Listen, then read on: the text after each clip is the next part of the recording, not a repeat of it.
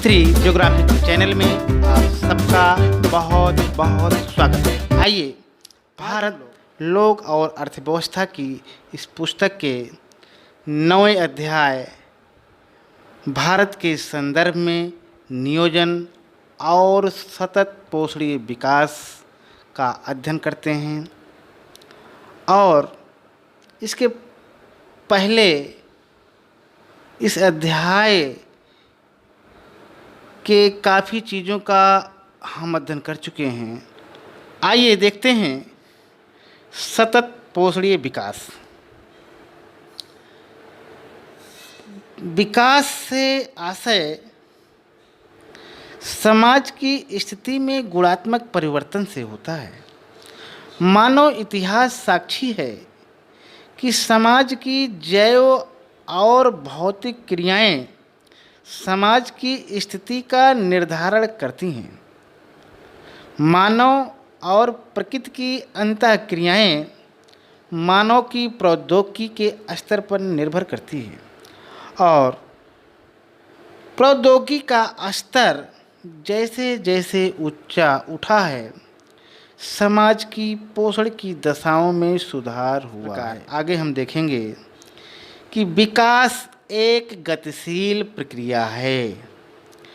20वीं शताब्दी में जो आर्थिक वृद्धि की परिचायक थी, 1970 के दशक में वह पुनः वितरण के साथ वृद्धि तथा वृद्धि और समानता के आदर्श से जुड़ गई।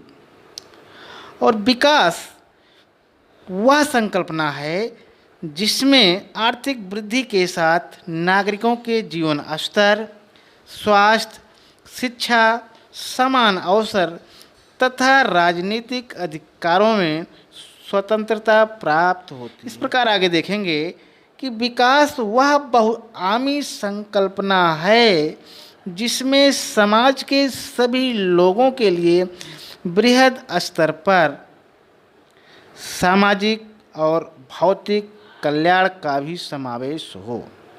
बस इसी संकल्पना ने सतत पोषणीय भावना को जन्म दिया, जो विकास का एक नवीन मॉडल बनकर उभरा। और आगे हम देखेंगे कि पर्यावरणीय असंतुलन की समस्या अंतर्राष्ट्रीय बन गई है। अतः संयुक्त राष्ट्र संघ ने विश्व पर्यावरण और विकास आयोग WECD की स्थापना की है, जिसके प्रमुख नॉर्वे की तत्कालीन प्रधानमंत्री गरो हरलेम ब्रंटलैंड थी। इस आयोग ने अपनी रिपोर्ट, जिसे आवर कॉमन फ्यूचर नाम दिया गया, 1987 में आगे हम देखेंगे एक ऐसा विकास जिसमें भविष्य में आने वाली पीढ़ियों की आवश्यकता पूर्ति को प्रभावित किए बिना वर्तमान पीढ़ी द्वारा आवश्यकता की पूर्ति करना, यही सतत पोषणीय विकास का अर्थ है। ठीक, इस प्रकार आगे हम देखेंगे केस अध्ययन में देखेंगे कि इंदिरा गांधी नहर कमान क्षेत्र, राजस्थान नहर के नाम से पुकारी जाने वाली नहर 1984 में इंदिरा गांधी नहर के रूप में प्रसिद्ध और प्रवाहित हुई। यह नहर पंजाब के हरीकेबाद से निकाली गई, जो थार मरुस्थल में बहकर 649 किलोमीटर की लंबाई तय करती है। इसकी वितरिकाओं की लंबाई 9060। इंदिरा गांधी नहर 19.63 लाख हेक्टेयर कृषि योग्य भूमि को सिंचाई की सुविधा देकर खेतों में सोना उगाने में सफल सिद्ध हुई। और इस प्रकार इस नहर के कुल कमान क्षेत्र में से 70% क्षेत्र प्रवाह नहर तंत्रों तथा शेष लिफ्ट तंत्र द्वारा पूरा किया जाता है। और इस नहर का निर्माण 2 चरणों में पूरा किया। पहला है चरण का प्रथम कमान क्षेत्र गंगानगर, हनुमानगढ़ और बीकानेर जिले तक 5.53 लाख हेक्टेयर होगा। और दूसरा है, इस नहर का दूसरा चरण बीकानेर, जैसलमेर, बाड़मेर, जोधपुर, नागौर और चूरू जिले तक 14.10 लाख हेक्टेयर तक। आगे हम देखेंगे कि इस नगर के प्रवाह क्षेत्र में स्थानांतरित बालू के टीले तथा 50 डिग्री सेंटीग्रेड तक तापमान पाया जाता है। इस नगर के दोनों चरणों में सिंचाई प्रारंभ हो चुकी है। इंदिरा गांधी नहर ने मरुगंगा बनकर इस क्षेत्र की सामाजिक और आर्थिक परिस्थितियों को सुखद बना दिया।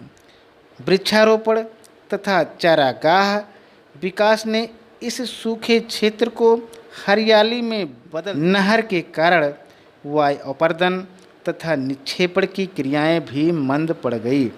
हाँ, जल के अत्यधिक प्रयोग से जलभराव और मृदा में लवणता जैसी समस्याएं भी उत्पन्न। इस प्रकार आगे हम लोग देखेंगे, ये इंदिरा गांधी नहर है, ठीक, और जिसका ये पूरा मानचित्र आपके सामने है। और इसको इस प्रकार से हम देख सकते हैं कि ये सतलज नदी है, ब्यास नदी है और यहाँ पे हरि के बैराज से ये निकाली गई है, ठीक। और इस प्रकार से पूरे राजस्थान में प्रवाहित होती है, ठीक। और राजस्थान में बहने से पूरा राजस्थान हरा भरा हो गया। बड़ा ही महत्वपूर्ण योगदान रहा है इंदिरा कैनाल का।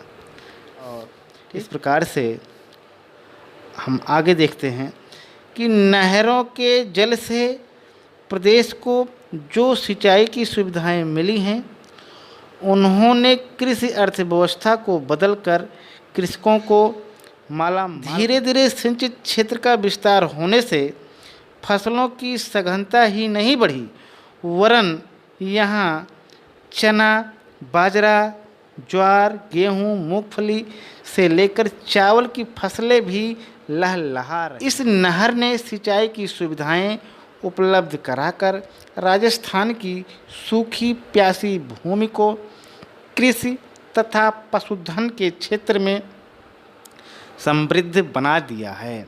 परंतु मृदा लवणता की समस्या ने कृषि की सतत पोषणीयता पर प्रश्न चिन्ह लगा दिया। इस प्रकार हम आगे देखेंगे सतत पोषणीय विकास को बढ़ावा देने के उपाय।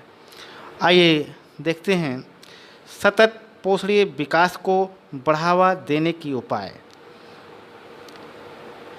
सतत पोषणीय विकास मानव और समाज के लिए दीर्घकालीन व्यवस्था के रूप में विकसित करने की आवश्यकता है। सतत पोषणीय विकास निर्विघ्न होना चाहिए ताकि उसके भविष्य पर प्रश्न चिन्ह ना लग सके। इंदिरा गांधी नहर परियोजना पारिस्थितिकीय पोषणता को लेकर विद्वानों की आलोचना का कारण बन गई। एक ओर इस नहर के कारण इस क्षेत्र के विकास होने के साथ साथ पर्यावरण को क्षति भी पहुंची है और इस प्रकार से अब इस बात की आवश्यकता है कि इस कमान क्षेत्र में सतत पोषणीय विकास का लक्ष्य पाने के लिए पारिस्थितिकीय सतत पोषण का भी ध्यान रखना। इस कमान क्षेत्र के सतत पोषणीय विकास की चौक चौबंद बनाए रखने के लिए निम्न प्रस्तावों का अनुपालन करना आवश्यक होगा। आइए देखते हैं। नंबर 1 है जल प्रबंधन नीति का कठोरता से अनुपालन करना, जिसमें कहा है नहर के चरण 1 में फसल संरक्षण और सिंचाई पर बल देना। खा है इस नहर के चरण 2 में फसल उगाने और चारागाहों के विकास पर बल देना। दूसरा नंबर है इस क्षेत्र के फसल चक्र में जल सघन फसलों को नहीं बोना तथा खट्टे फलों की बागाती खेती को बढ़ावा। और तीसरा है कमान क्षेत्र में निम्न क्रियाकलापों पर बल देना। इसमें का है नालों को पक्का करना, खा है भूमि विकास के साथ सिंचाई के लिए वार बंदी व्यवस्था लागू करना, गा है प्रवाहित जल की छिड़काव। चौथा नंबर है जलाक्रांत एवं लवण से प्रभावित भूमि का पुनरुद्धार करना। पांचवा नंबर है वृक्षारोपण, वन संरक्षण, हरित मेखला बनाना, चारागाह विकसित करना तथा पर्यावरण विकास पर ध्यान देना। छठा है क्षेत्र में सामाजिक सतत पोषणीयता का लक्ष्य पूरा करने के लिए निर्धन लोगों को भूमि का आवंटन करना तथा उन्हें वित्तीय और संस्थागत सहायता। सातवां अंतिम है इस क्षेत्र में कृषि और पशुपालन के विकास के साथ साथ आर्थिक विकास की सतत पोषणीय अवधारणा को साकार करने के लिए कृषि तथा उससे संबंधित क्रियाकलापों को अन्य क्षेत्रों के साथ जोड़कर विकसित करना। क्षेत्र में आर्थिक विविधीकरण के लक्ष्य को पाने के लिए मूल जनसंख्या, गांवों, कृषि सेवा केंद्रों और विपणन केंद्रों के मध्य संबंधों की डोर जोड़नी। इस प्रकार से आज हम लोगों ने भारत लोक और अर्थव्यवस्था के 9वें अध्याय भारत के संदर्भ में नियोजन और सतत पोषणीय विकास का अध्ययन किया। आज यहीं तक, बहुत बहुत धन्यवाद।